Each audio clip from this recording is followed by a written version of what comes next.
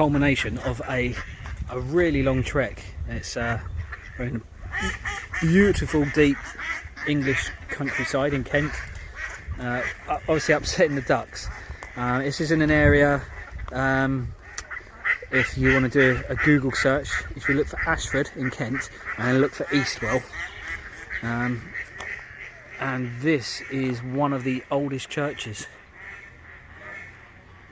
in England. Not the oldest. I think the oldest is in Canterbury in Kent, and we've just come to do a little bit of an explore. Some of it's sealed off, but I think we can get round on the outside, around the other side.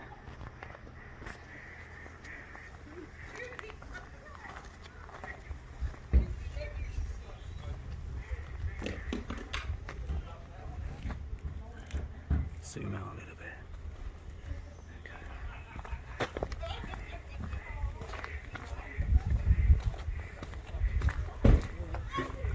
Okay.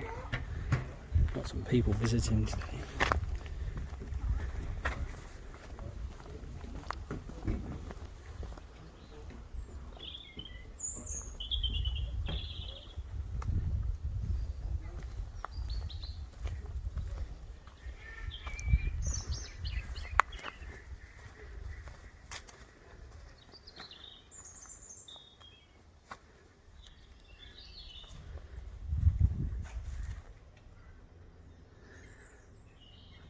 So there's a lot of history to this particular area.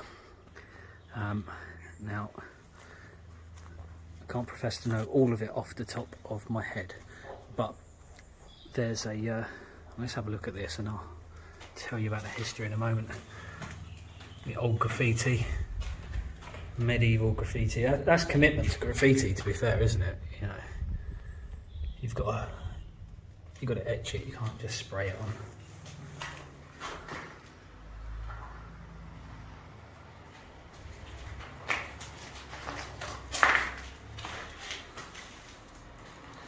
I'm enjoying the Tubs.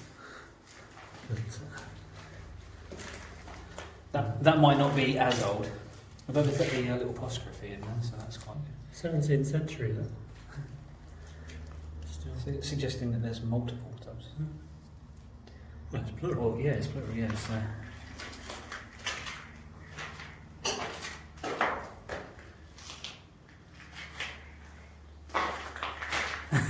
Dan! I'm here. That's amazing. It was I did that when I was taller.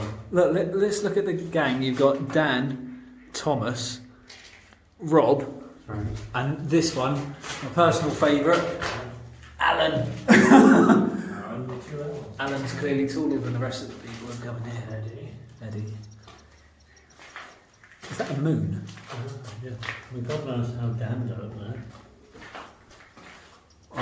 If he's got the length arms that you have, Dan, then so you can literally touch the roof.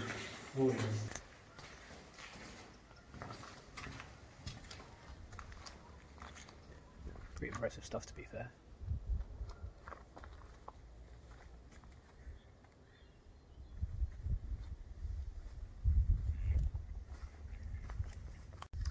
Okay, so as promised, a little bit of crikey, I'm falling over a broken church there. Let me get this sorted out. There we go. So a little bit of history about where we're currently standing. So again, we're in Eastwell Manor, or Eastwell Park, as it's known online, and it goes all the way back to I think it was. Dan, was it Richard or Edward?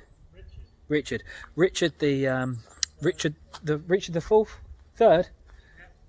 I thought it was the fourth, and then the fifth. Okay, it was Richard the third apparently. So so Richard the third. He had the two sons. He was. I'll let you look into the story, but essentially, there was going to be some trouble, and his two sons, the two princes. It's quite a famous story, really.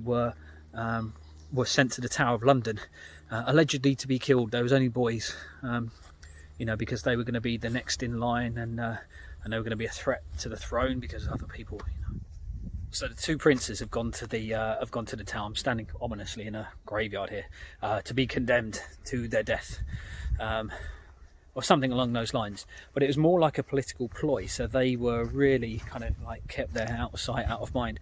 And when it was their time to, they were missing. They were missing from the tower, and it was alleged that they were sent separately, sent to different parts of the country, and we're obviously they'll be losing those royal privileges, but they would be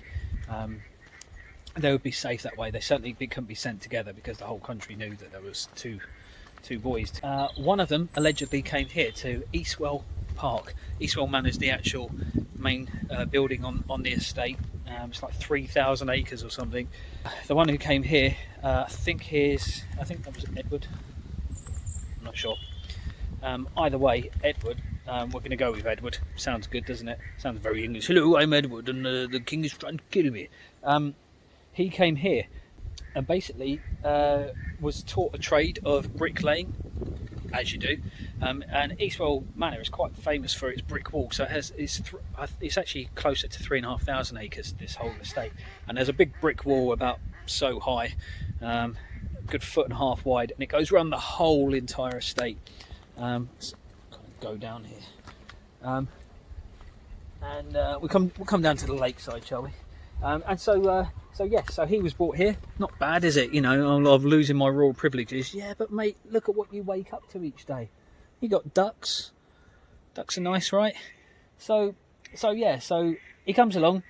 He's going to be taught a trade. Needs to make himself useful, earn his keep, earn his bread, and he gets taught bricklaying. And allegedly, he was the one who did all of the bricks here. So there was one of the missing princes was taken here, grew up here, helped build the brick wall, was very famous for that.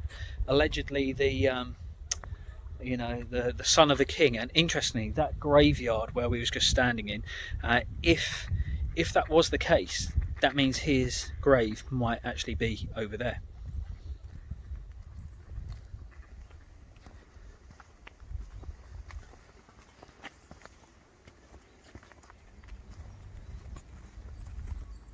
Here we go. It's a grave situation.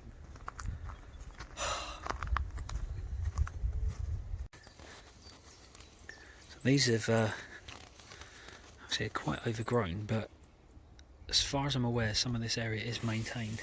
This one says 8th Earl of Nottingham. Here we've got a sheriff. Born, is that 1815? Yeah, died at 1887. Much later than Robin Hood. Well, you can see we've got, those are actually gravestones in the ground over there. There is it. That tree making a banging noise. There is something tapping above my head.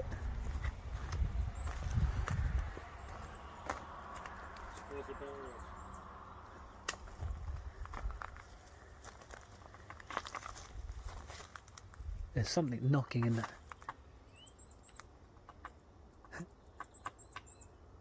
It sounds quite large. Militant squirrel or something. You can see it from here.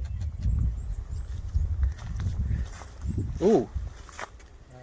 Yeah, look, there's these rocks, and I thought they were just, rocks sort of, I don't know, hold stuff in place, but It says ceased. They've all got writing in them.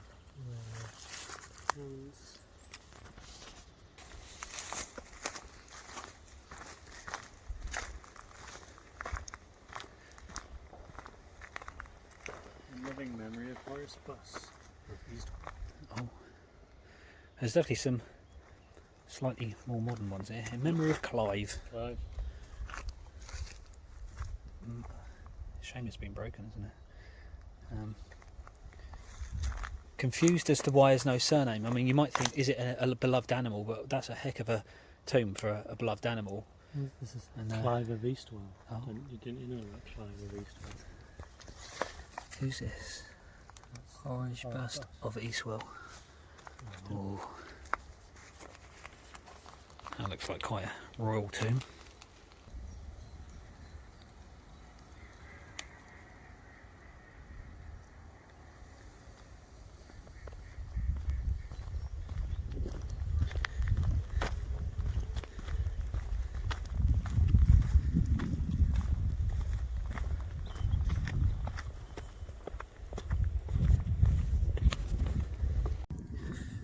we've gone a bit further than the church, and we are walking through some of Eastwell Manor's grounds. Again, it's 3,500 acres.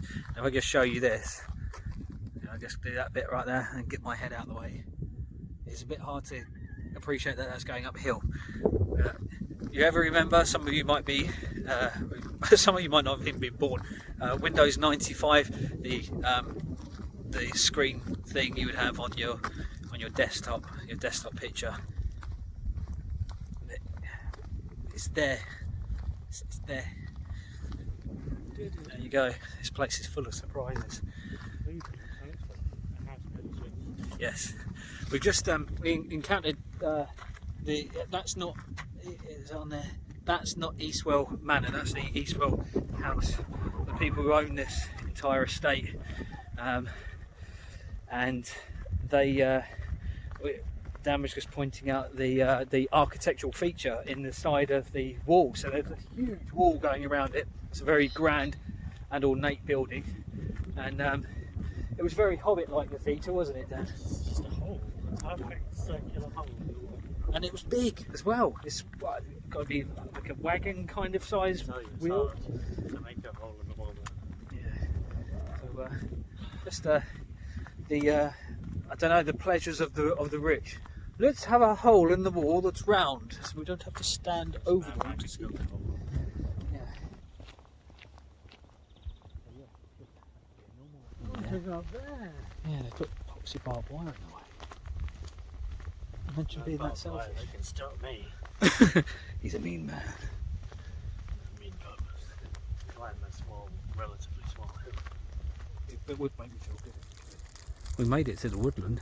You have to whisper. ASMR. Sorry, ASMR. We made it to the woodland. No stretch through, entirely covered, surrounded by barbed wire. Yeah. It implies we're not meant to be here. Yeah. And there is a man going round in this 4x4. My concern is that because we're now technically off the beaten track, that they've got trap cameras. I don't know if you've seen them. They have different names. The risk we've got here. Yeah. See, oh, that one's been struck by lightning. Look at that. How cool is that? That tree's been struck by lightning. Oh. Dan's off to explore a hill. I wanted to see this tree.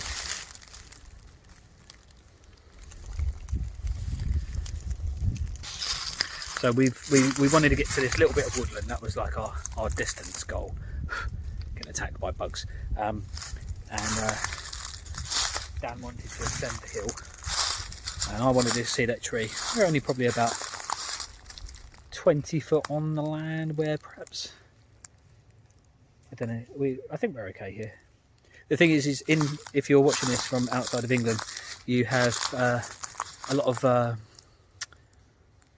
so bylaws, which are essentially smaller laws for different areas, so that you can, for example, like there might be a certain village or town somewhere, and they have particular rules on things, and it might be different from, say, like the main laws or rules of the land. And so, for example, like you can't exactly walk around England with a gun, but you have gaming laws in England. And without going into too much detail, it means that in certain areas you can shoot. Hear that? That's a pheasant. These woods or forests even are full of them, and around here you will hear shotguns going off all of the time, and that tends to be because they're being hunted. So they do lots of pack events as well. You know, when you get into, you might see people on horseback and things like that, and that's something different, but things like that go on, is what I'm saying, around this area. So what you don't want to do is be stumbling into land where you potentially shouldn't be, because it could be, for example, we could have barbed wire, not just to keep you off the land, but when you've got something like this, like a random woodland, and there's barbed wire, and it doesn't seem to be any value to the land, like they're not protecting like assets. It could be, and usually is, because they do shoots there. They might just not want people on the land. You know, this is their land, and you've got pathways to go through. You're allowed to use those, and that's about it. But at the same time, you don't want to be shot. So, you know, it can be for your protection. Did you ascend the miniature Mount Everest? It is not. And, there are chemicals in the leaves and in the grasses that are released. We've just come back from the part of the walk where we was in the that's a big bird in the near the woodland, and we've just coming back round to where the church is, and I just want to show you the most English anti-vandal kind of sign that you're ever going to see. So you normally, if you didn't want people to touch the walls, like keep off the walls or something, and in England we have "Please do not clamber on the walls." It's fantastic, and the whole wall's full of graffiti. So perhaps they should have said, "Please do not desecrate or graffiti the wall." But we were just saying how it's interesting because a lot of the graffiti on it, not all of it, but a lot of the graffiti is quite contemporary. It's very much done in a modern age, apart from one you've just found A bit older. Yeah. And sort of talking with it, does that devalue it if it's done? I mean, maybe Ein loves Helenia. Why the crikey have the Dutch been here? Yeah, I was just wondering if it devalues it. The social value of graffiti, like when you're seeing really old graffiti that's been done hundreds of years ago by what was the expression used by disgruntled Christians or something? Yeah. So you might have had suppressed Christians putting various religious marks when you'd had the transition of religious power. Yeah.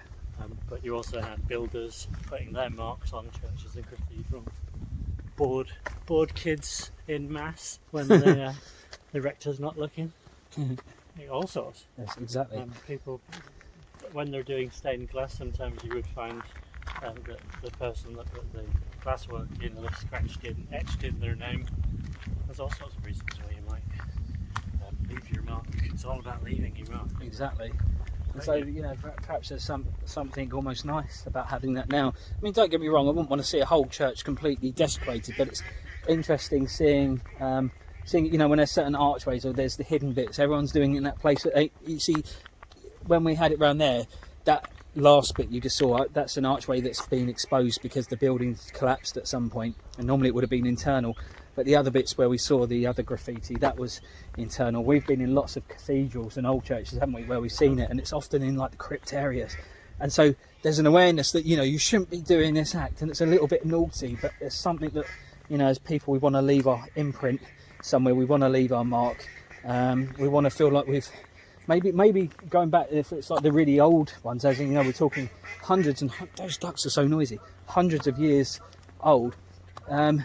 Perhaps that was their only way of leaving an impression. It was like, they were their class position as such didn't allow them to have much more impact. So that was the equivalent of doing, well, I'm going to have a really good Instagram self, and that'll last. Just quickly, we've come from the church, and look at this.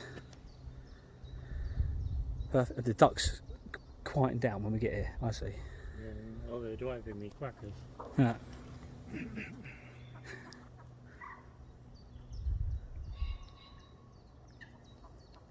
That loud noise you would have just heard, that quack, quack, that's they're pheasants. There's a fish down there. Yeah. I saw a fish. Oh, you can see where the soil in the water has been disturbed. It's just down there. Between these two.